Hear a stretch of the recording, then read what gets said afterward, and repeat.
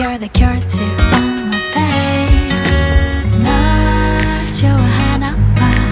널 사랑하나 봐.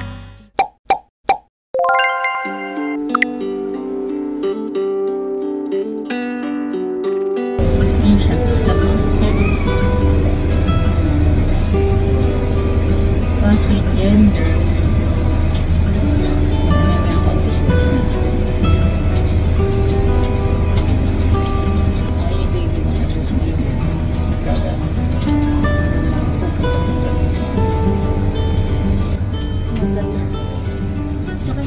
Position niya. Dapat kasi position. Harap siya. Pero talagang nakatalikod siya. Boy o girl parehas malikot. Sabi na, ang malikot lang ang girl. Ang boy. Okay po mama. So, baby not yet no. So, I'll see you again sa susunod follow-up of silipin ko. We don't need to do anything.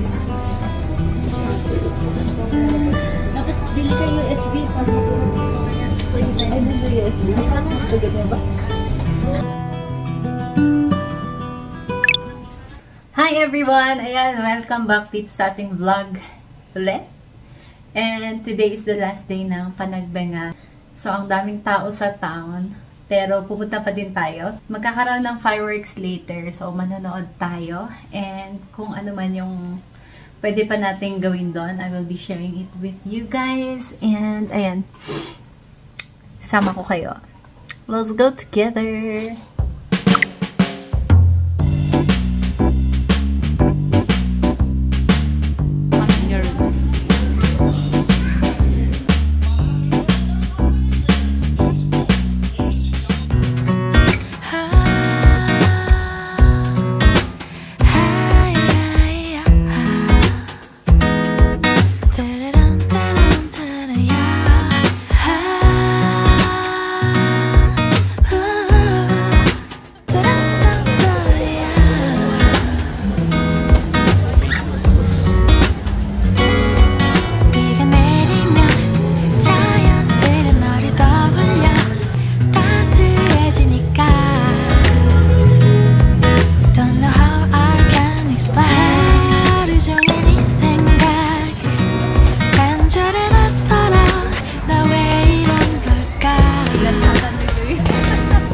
You're the cure to all my pains.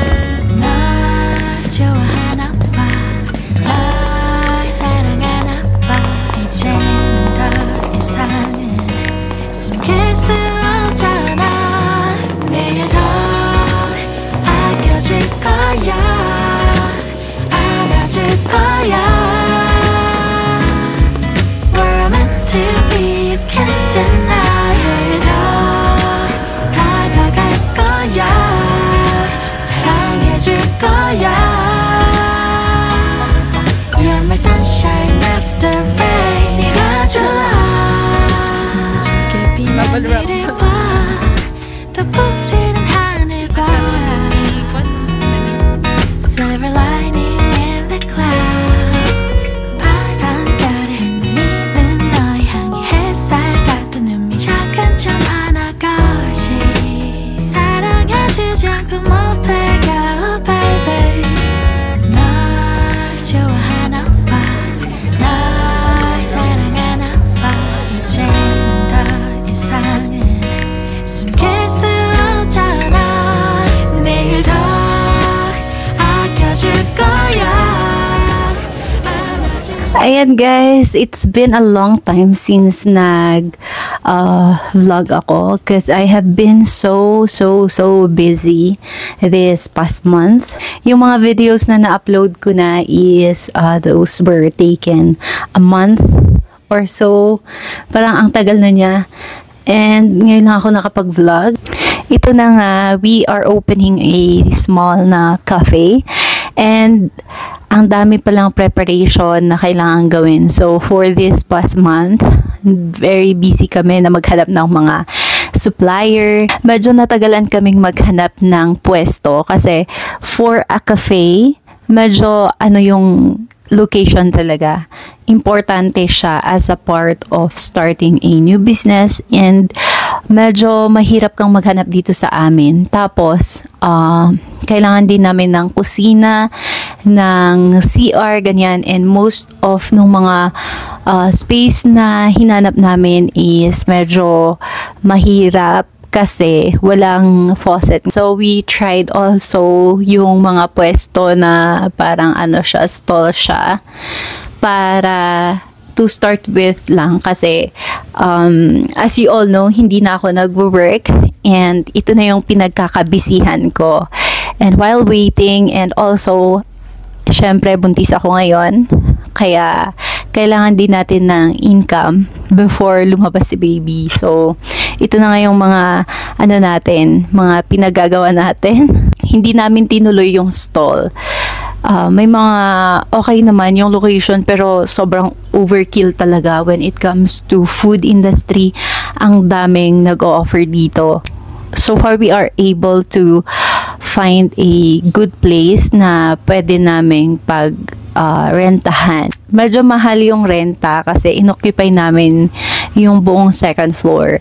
So, business is really a risk also kasi syempre you will be putting up something, you will invest into something, tapos hindi ka sure if mag-work ba siya kasi these days ang dami talagang competition, pero we'll never know if we will not try. We'll try na i-explore yung journey na to, and hopefully it will work, and I hope I can share more sa inyo in the future. Tayo ng cafe vlogs, ganyan.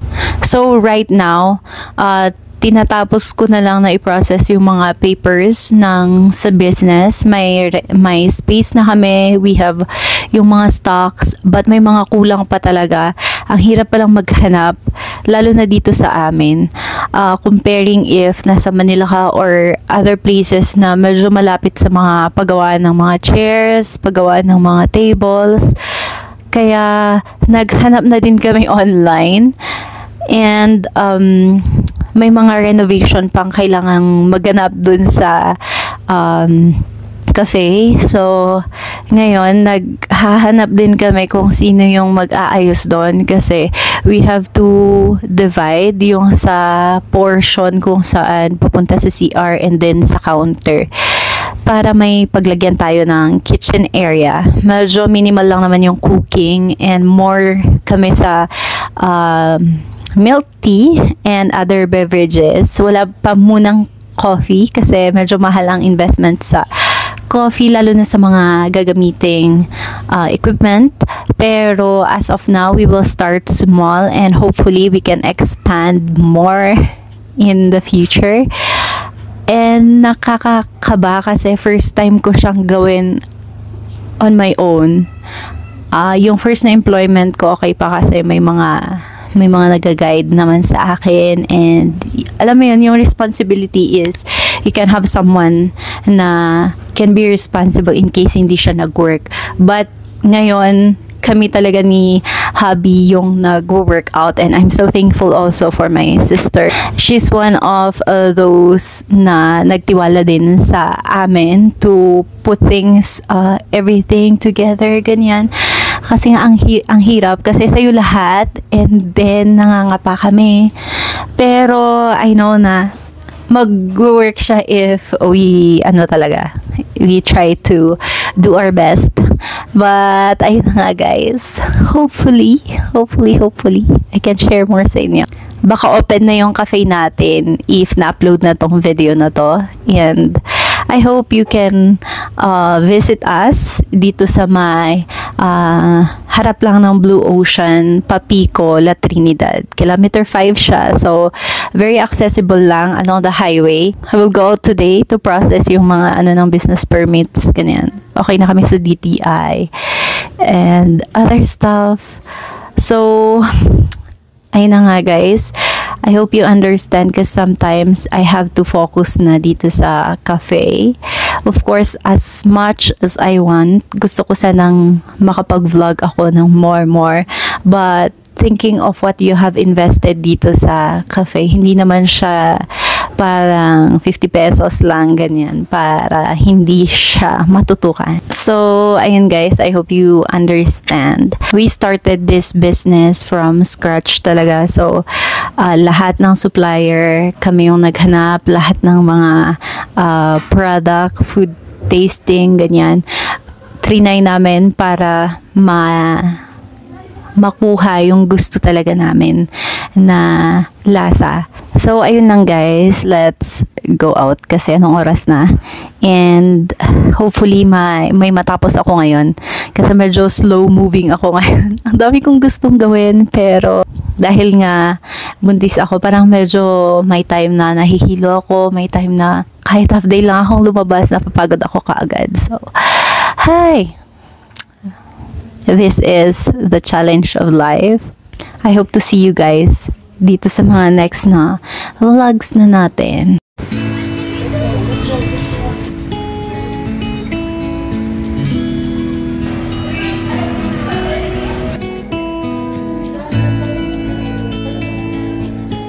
Good morning! Ayan, so ngayon pupunta tayong Manila. It's 2:30 a.m.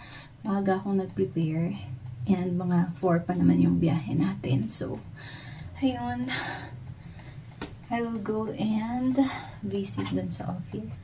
After ng resignation, ganon, kailangan natin ng mga documents that are necessary. So, yun yung pupuntahan natin ngayon.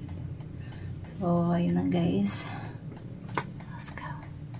Ayun, ginutom ako kanina. So, kumain na lang ako ng Kaji bar. And also, nagtubig lang ako. Mamaya siguro bibili tayo ng pagkain kasi nagugutom lagi ang lola nyo. So, ayun guys. Tara G. Ayan, magdala tayo ng ganito kasi super lamig na naman sa bus. And, lagi ko tong dala kapag nagta-travel ako. And even happy kasi ito nilalagay ko siya sa likod. Then, ito sa neck. Para comfy yung biyahe natin.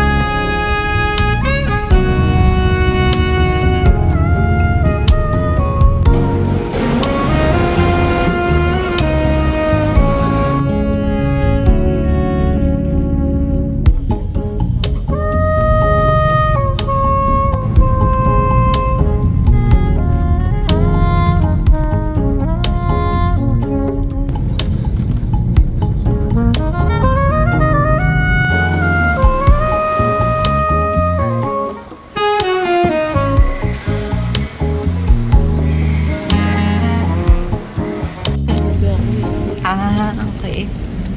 Per diem, tsaka ng ano.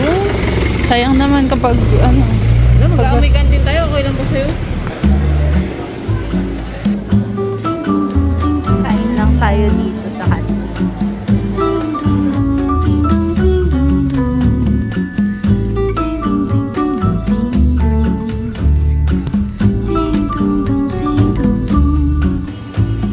Piso nessa areia fina, vejo no mar.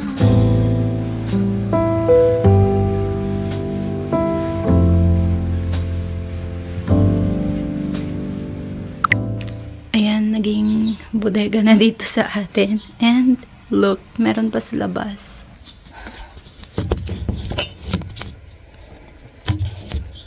And guys, I have been opening a lot of mga parcels kasi nga nagpe-prepare na tayo for the cafe. And ang bibigat nga naman kasi ng mga parcel na inaakyat dito. Medyo nagre-reklamo na yung mga riders natin. But anyway, ito na nga, mag-unbox ako for mga upuan, ganyan.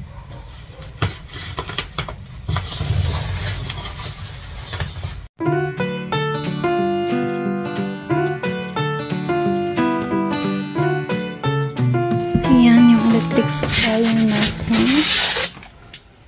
And so far, I think okay naman. Later siguro.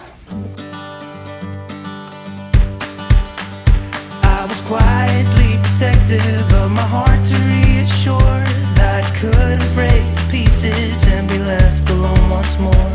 If you hadn't been so patient, you'd be easy to ignore. You put up with all my bullshit till you didn't anymore. And now I stand here calling at your door. Oh, now I stand here calling at your door. Yeah, I'm yours, anywhere you want. Yeah, I'm yours, and now we're singing.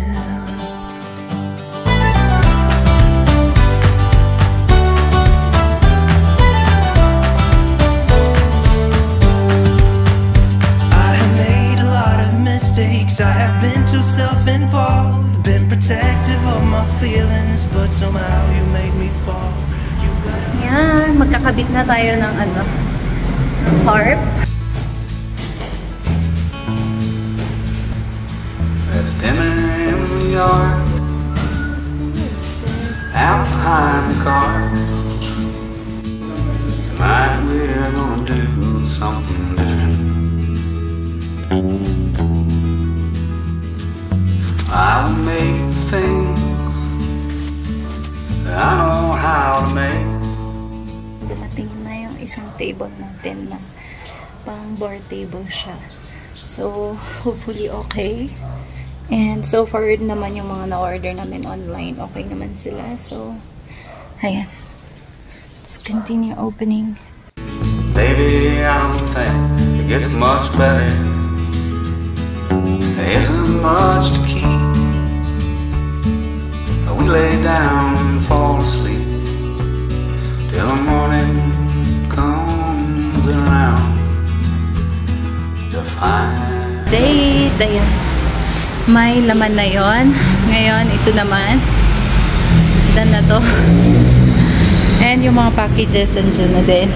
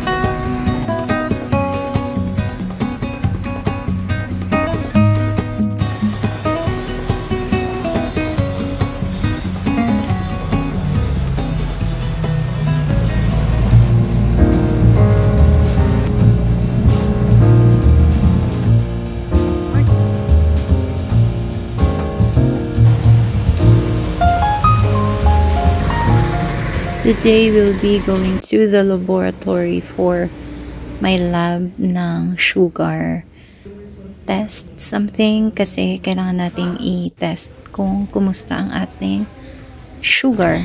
Ito 3 extraction of blood. Tapos okay na. Okay. Let's have breakfast. Siguro sa McDo na lang kasi magdi-DIY ako mamaya. So, ayan guys, update lang dito sa shop natin. finally, nakapag-set up na kami, and tomorrow will be our opening.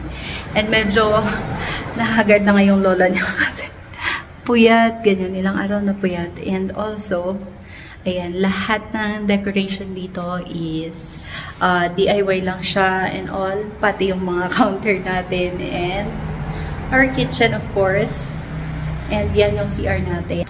So, ayun lang guys. I hope that you will visit. Kung may time kayo, you can visit us dito sa La Trinidad. We are located dito sa may Kiko. Harap lang namin yung Blue Ocean. So, if you have time, you can drop off dito. And for now, wala pa kaming Wi-Fi connection. Hopefully, magkakaroon this coming week. Ilang beses na kaming pabalik-balik to have that connection. Pero, ayun na. Ayun lang guys, and pauwi na kami kasi anong oras na din. Let's go!